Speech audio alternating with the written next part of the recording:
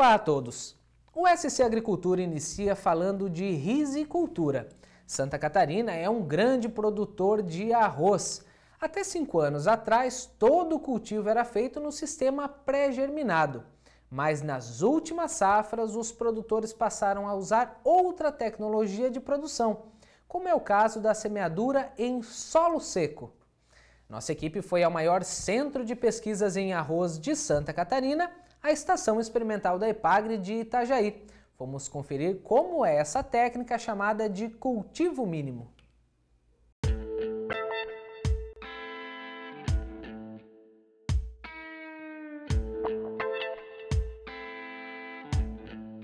O Domingos é pesquisador da Epagre aqui na Estação Experimental de Itajaí e acompanha de perto essa pesquisa sobre os diferentes sistemas de cultivo de arroz.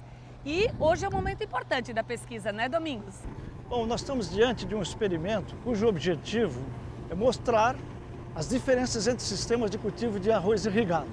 Santa Catarina tradicionalmente usa o sistema pré-germinado, mas vem crescendo o uso de sistemas de cultivo com plantio em solo seco, notadamente o sistema de cultivo mínimo, onde todo o plantio do arroz, a semeadura do arroz é feita em solo seco.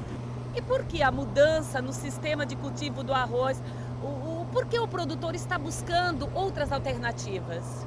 Perfeito.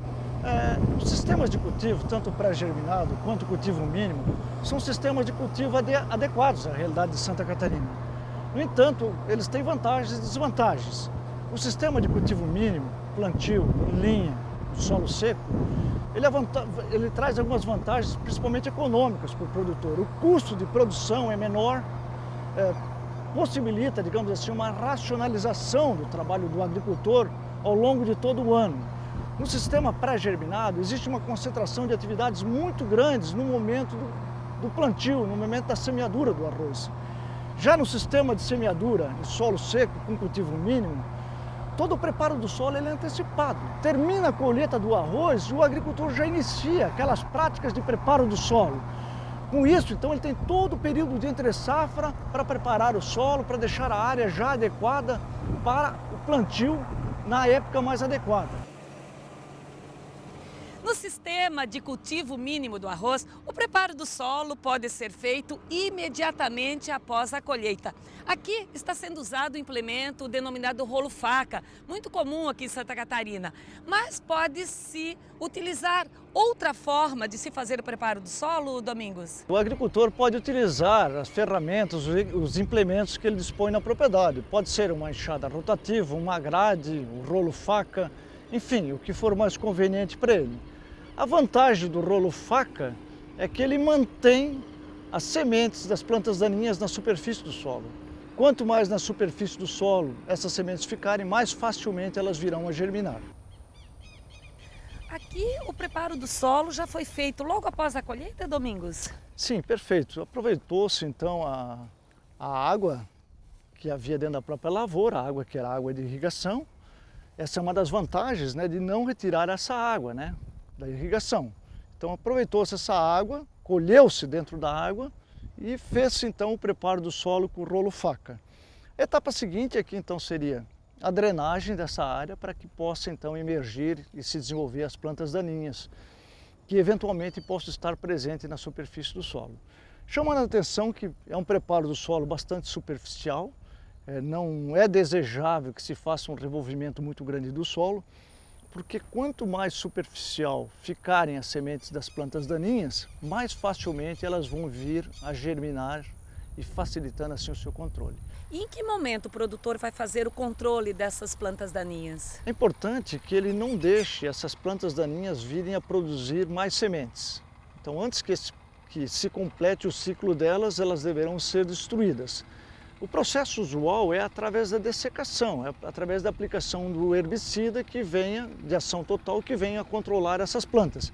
Muitas lavouras isso só vai ser feito imediatamente antes do plantio do arroz, ou seja, cerca de 30, 40 dias antes do plantio, quando a temperatura começa a se elevar na primavera.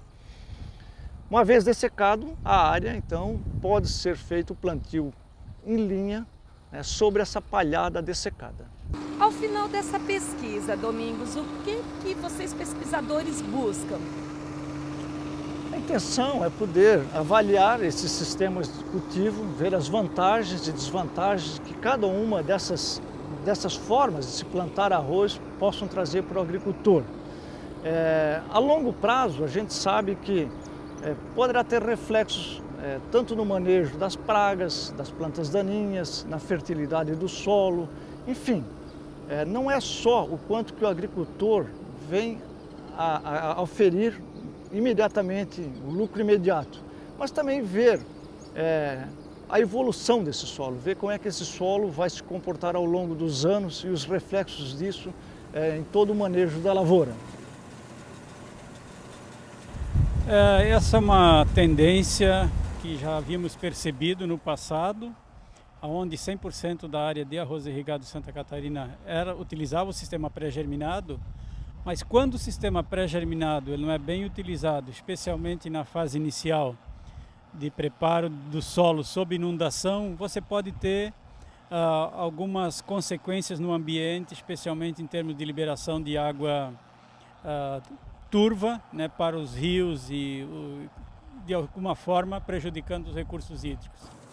Em função de tecnologias que foram desenvolvidas, começaram a ser desenvolvidas por nós já lá na década de 90 ainda, que é o sistema de produção Clearfield, houve então a possibilidade de nós mudarmos também o nosso sistema de cultivo em algumas regiões, passando para o sistema de semeadura do pré-germinado para o sistema de semeadura em solo seco.